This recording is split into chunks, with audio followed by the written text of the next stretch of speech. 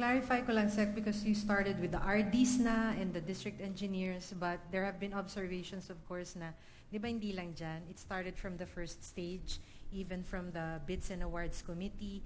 So, may nandun na ba tayo sa track na yun na from the onset, from, kunyari, the back, and then awarding it, and then...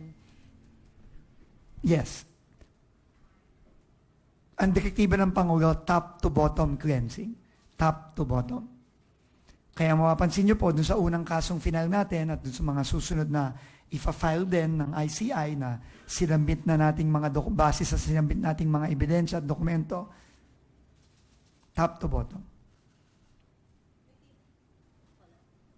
May tinitignan na ba kayo, Sec, na mga involved with the bids and awards, ganyan?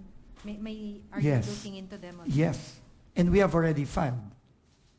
There. Doon sa una pa lang, meron na doon.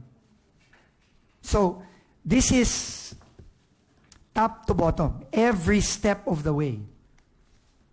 People have to account for this. Every step.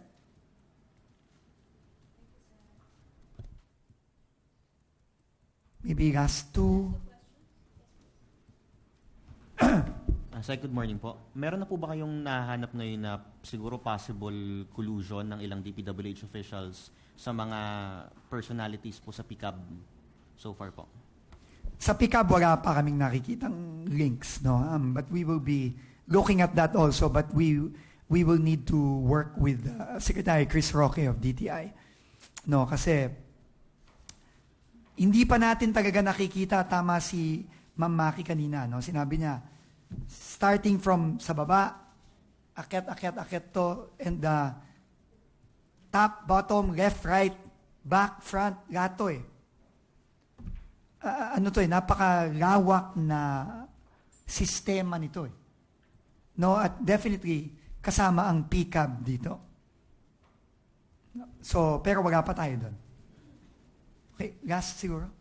Hello sir, good morning. Lawrence Tanhong sir, Radyo Pilipinas. Kahapon sir, binanggit po na part ng budget ng DPWH, almost kalahati or more than kalahati na pupunta po sa allocated sa mga mambabatas.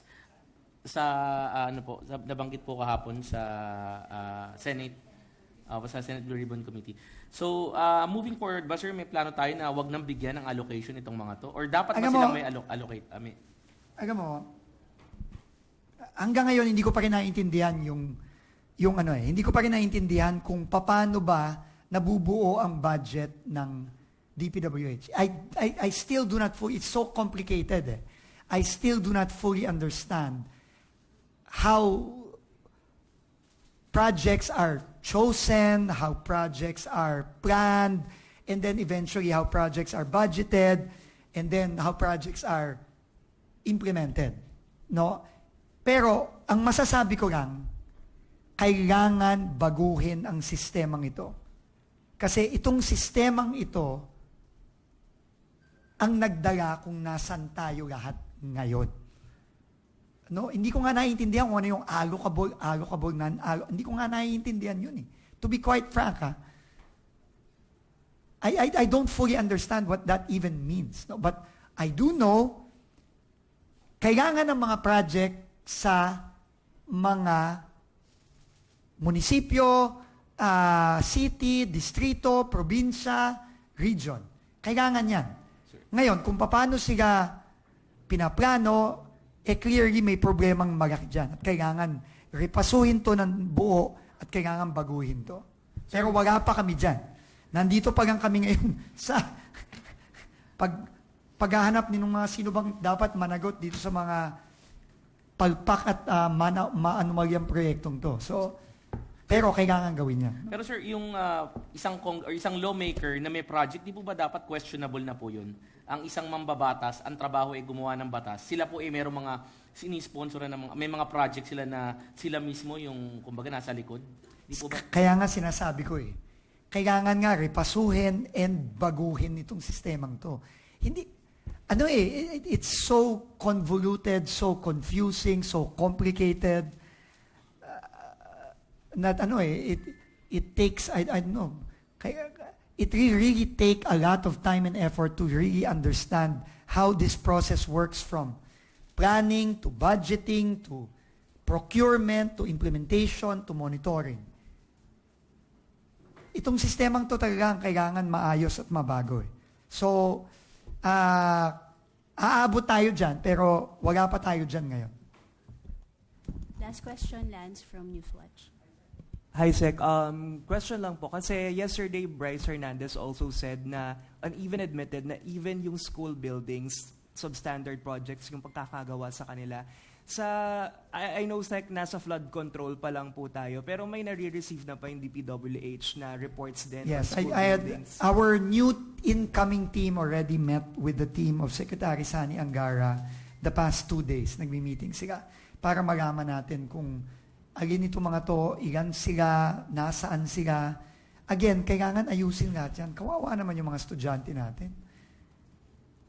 Di ba? Pati ba naman classroom nila, ganito din ang gagawin. Di ba? So, we have to fix all of this. Pero, wala tayong choice. Nandito na tayo. Kahapon nga, sabihin ko sa inyo, muntik na akong tumalon dun sa tulay na hindi natapos ng 8 years. Sabi ko kay Sir Benji, tatalo na ako dito, Sir Benji. Kasi parang overwhelming na masyado to Kaya nga, masyado mababaw Mataas yung tubig, baka kahit tumagal ako, sayang lang, hindi din ako mamamatay. Sayang lang.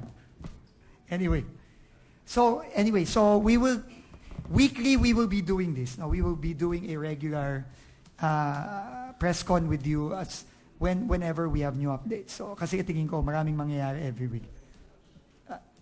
Sige, last na lang, sir. Sir, si Jim, Associated Press. Sir, yung 2 quick questions. Masyadong nakafocus intensely sa Bulacan and partly sa Quezon City. But since you hit the ground, blazing, by now, do you have a gut feeling yung overall number of infrastructure projects in the last 10 or 3 years and ongoing pa? How many ghost projects do you suspect there are, and how many substandard or overpriced? And then, lastly, sir, yung si Bonoan was asked in the Senate yesterday about the Bulacan anomalies, and he was clueless. So, my question is, dun sa system that you have now, what kind of stopgap measures or remedy? I don't have a system yet, sir. I don't know why you can think I can do a entire system in 3 weeks here. No, I do not. I told you kanina, kailangan baguhin. Pero kung iniisip nyo mababago to in 3 weeks, baka nananaginip kayo nga at hindi kayo hindi ganun kadali ito. Itong sistemang nandito, hindi lang taon to, baka dekada na itong nandito na which has led us to where we are today. So to change this, to review this, to change this, and you're asking me how many ghost projects? I don't know. My gut feel, it's all over the country. Yes, sir. It's not just Bulacan. Definitely. But if you ask me how many, how can I answer that question? I can't answer that question. In terms of red flags that you're initially seeing. What red flags? Yeah. What's your question? How many red flags? Yeah, ghost projects. I don't know. All right. Do you think I can find out how many ghost projects there are for thousands and thousands of projects in the entire country in 3 weeks? Yes, sir. It's that horrific. Thank you. Well, yes. It's that horrific. This is all over. This is not just Bulacan. Okay? So it's going to take, I don't know, months, maybe years for us to find out how bad this is. But we have to change that. Ang ugat nitong problemang to ay yung tao at sistema. Nasa tao pa lang tayo ngayon. Nasa tao pa lang tayo. Yung mga taong kailangan managot, nandun pa lang tayo ngayon. Yung sistema, matagal yan at mahirap yan. So, we will try our best to work as fast as we can, but unang-una, wala pa nga akong kasama dito Nag-iisa pa lang ako eh. Diba? Tapos you're asking me if I can tell you how many ghost projects there are in the entire country. You're asking me kung may sistema na ako. Wala. Okay? Sorry I don't mean to ano, no? I'm emotional here because the gravity of this problem is unthinkable. I'm telling you right now. Unthinkable ito. Talagang grabe. At nandito pa lang tayo sa pananagot. Part 1 pa lang tayo. Pananagot pa lang. At dito pa lang. Tingin ko, ubus na oras ko dito. Secretary, Okay. good morning Yes. po. Sorry, Gina last question na Mabi dapat po. yun. Oh, pasensya na po. Meron ko po Last isang question na tanong. po. Pasensya na po. Tatanong ko lang po sana, Secretary, kung kaya pa ba? Tatanungin niyo ako? Hindi na. Pero ano, what choice do I have, right? What choice do I have? I have no choice. Sabi ko nga sa inyo, magpapatiwakal na dapat ako kahapon sa Pampanga eh. Okay na. Sige, anyway, basta tuloy-tuloy kan tayo. Sige, Thank next you. week ulit. Thank you. Sige, Ma'am Maki. Yes. Yung mga sinirang ano? Well, okay. So, yung sa Baguio,